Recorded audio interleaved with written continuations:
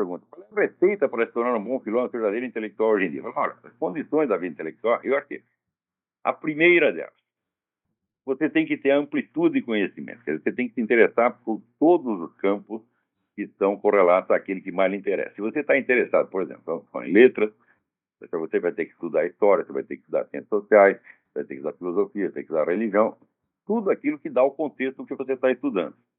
Mas acontece o seguinte, uma vez num curso no Paraná, eu disse aos alunos que um estudioso acadêmico, para ele se manter atualizado, ele tem que ler 80 livros por ano. Metade da sala desmaiou, outra metade saiu correndo.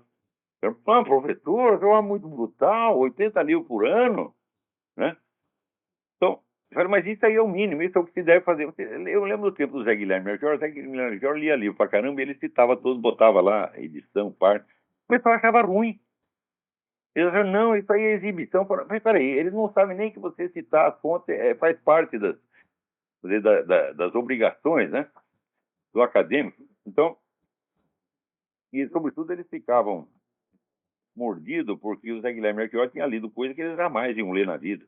Comigo faz a mesma coisa, também cito as coisas, eles ficam mordidos, né? Daí leva assim, depois eu cito um livro, 10 anos depois aparece um monte deles citando o mesmo livro como se fosse pela primeira vez, né?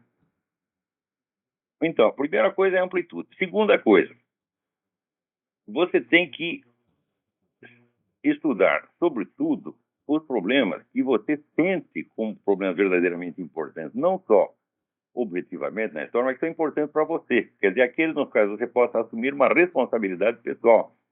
De modo que você trata esses problemas com a seriedade, aquela seriedade feroz com que você trata num problema pessoal.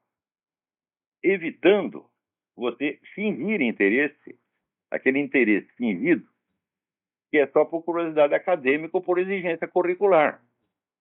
Quer dizer, tem coisa que você estuda só porque o professor mandou. Tá certo? Mas tem outras que você vai estudar porque são realmente importantes, porque você sente a importância disso e você decidiu dedicar a sua vida a estudar aquele problema.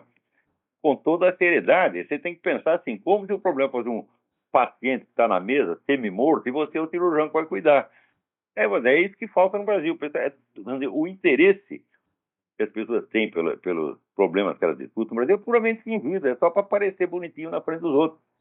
Não há um interesse, verdadeiro interesse pessoal. Agora, ele diz assim, como é que um homem de mentira pode encontrar a verdade? Quer dizer, se você não tem uma atitude existencial séria, verdadeira, sincera, tudo o que você fizer na esfera intelectual vai ser tudo besteira, é tudo futilidade, é uma bolha de sabão. Então, o segredo para ser um bom filósofo, um bom intelectual, é o mesmo segredo para você ser uma boa pessoa, para ser um bom ser humano, para ser um bom cidadão, é honestidade e sinceridade, acima de tudo. Agora, também, outra dúvida aqui, da mesma ordem. O Luiz Felipe Anselmo, ele diz que está organizando a lista do livro para ler, ele está confuso quanto à ordem da leitura, né? Então, surgem 4 opções dele. 100 livros que o senhor estipulou no seminário de filosofia. As apostilas do seminário, autobiografias diversas, a história da literatura ocidental do Carpo. Ele quer saber por onde eu começo. Começa por tudo ao mesmo tempo, Luiz Felipe. Hã?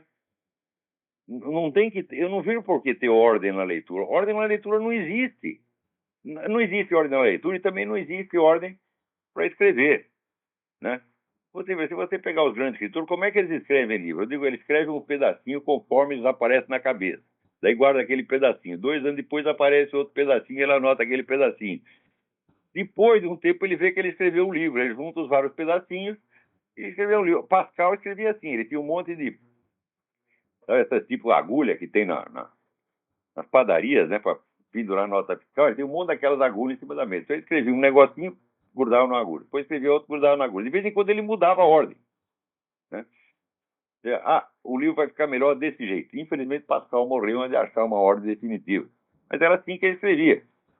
Muitos escritores, ninguém escreve um livro com começo, meio e fim. Então, os seus estudos também não têm que ter começo, meio e fim, meu filho. O que interessa não é a sequência temporal, é a ordem estrutural que você dá depois. Você tem o princípio de organização na inteligência, não é, vamos dizer, a colocação dos estudos em série. Isso não existe. Tá certo? Então, por exemplo, Eu mesmo, se eu estou lendo um negócio e me surge uma dúvida ali, eu paro aquela leitura e vou ler uma outra leitura, eu vou ler um outro livro que vai complementar aquilo. Depois eu volto ao primeiro. Eu estou sempre dando voltas. Quer dizer, nenhum livro esgota o seu assunto e nem o aborda por todos os lados necessários, mas a nossa curiosidade não segue necessariamente a ordem do livro, né? Então agora, por exemplo, estou lendo até um romance do Malachi Martin que se chama Windswept House, é um livro sobre a crise na igreja. Aquilo aí tem tantas referências externas, que você é obrigado a ler uns 50 livros em volta do livro para você entender bem do que ele está falando. Então, não tenha medo de fazer isso. Você está lá lendo um livro, para ler o outro, se for necessário, e depois você volta. O negócio é assim, não perder o fio da meada, quer dizer, você tem aquela atenção sincera, sem a qual a memória não existe, né? A memória não funciona.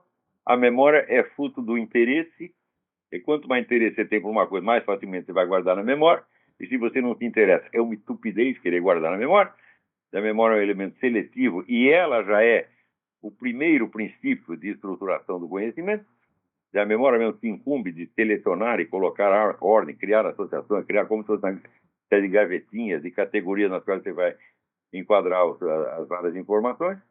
Então, deixa a memória trabalhar e deixa que ela siga a curva do seu interesse real. É só isso o segredo. Tem coisa que não é para organizar muito, não. Como diz o italiano, queste cose hanno bisogno di un po' di confusione. Essas coisas precisam um pouco de confusão.